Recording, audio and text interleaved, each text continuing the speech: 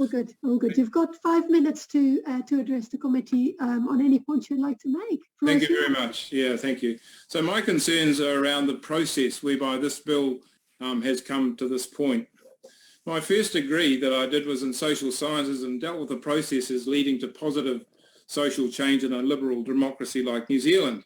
So like an issue is raised, professions relevant to the issue present their knowledge, the public receive the information, there's free and open debate with mutual respect of one another's viewpoints, statistics are generated around the numbers affected, and eventually there's a scene for a need for some legislation, and then the elected MPs debate in the chamber and they endeavour to reflect the will of the citizens whom they represent.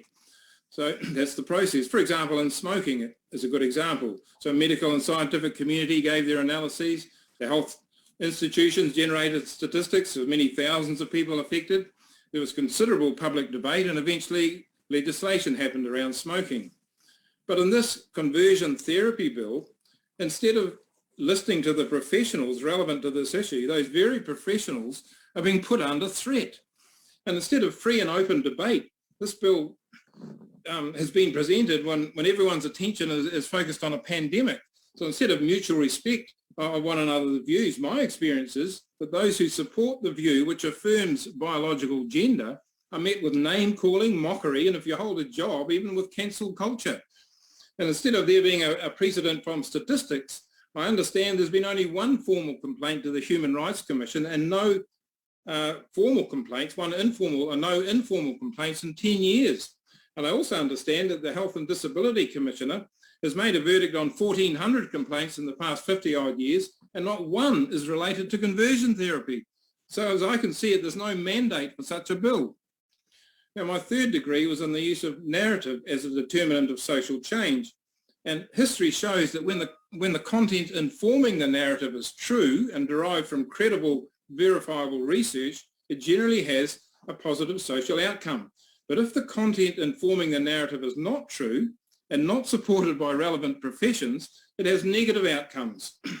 That type of content is typically driven by propaganda campaigns from regimes having an agenda wanting to control others, and there's an example of that even to this day. Now, for example of misinformation, my daughter of 16 was recently in support of this bill because she was told conversion therapy uses shock treatment and churches get involved in conversion therapy.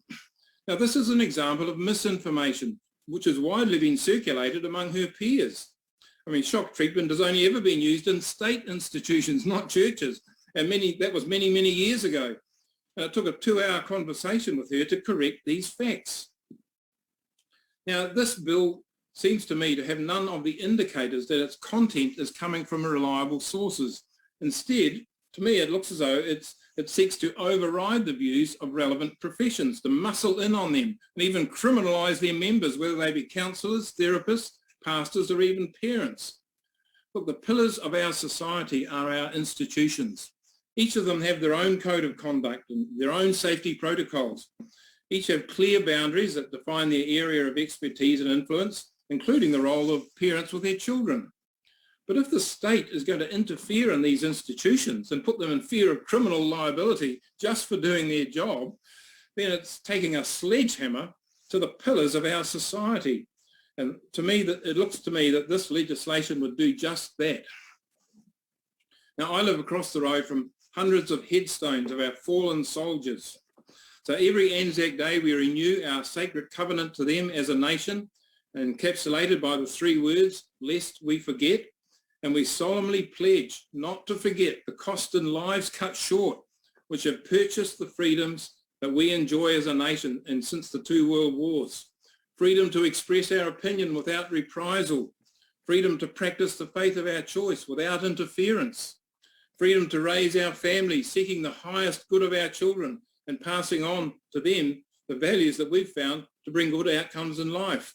And freedom to elect our representatives with the expectation that they will represent us, the people. It looks to me that this legislation is the will of a small minority who are out of touch with mainstream New Zealand. It disregards the integrity of our institutions, and to me it would be a serious breach of our sacred covenant with our Anzac heroes. who paid in blood for the freedoms that we enjoy, and those freedoms are under threat if this bill was to go through. It is state interference at a dangerous level, and for these reasons I strongly oppose this bill. Thank you. Thank you, Bill. You made it very clear, and absolutely respect to our NZEC heroes. But when you mentioned the freedoms that you listed, shouldn't people also have the freedom to be who they are?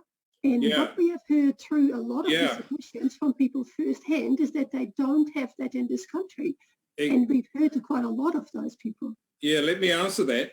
People should have the freedom that if they want to make choices about their own life, they should have the freedom to go to the relevant professions to get the help that they desire and they choose to get without those professions being under threat of giving advice that is deemed to be unacceptable by the state. That freedom should be protected, and I don't think it will be through this bill. Just to clarify that this bill specifically excludes health services in accordance with their scope of practice. So currently it is already illegal for certain health professionals to practice conversion practices. So that's why it's specifically in the bill that those health services, as long as they're in accordance with scope of practice, are allowed to be continued. So that may be a line that you've missed in the bill.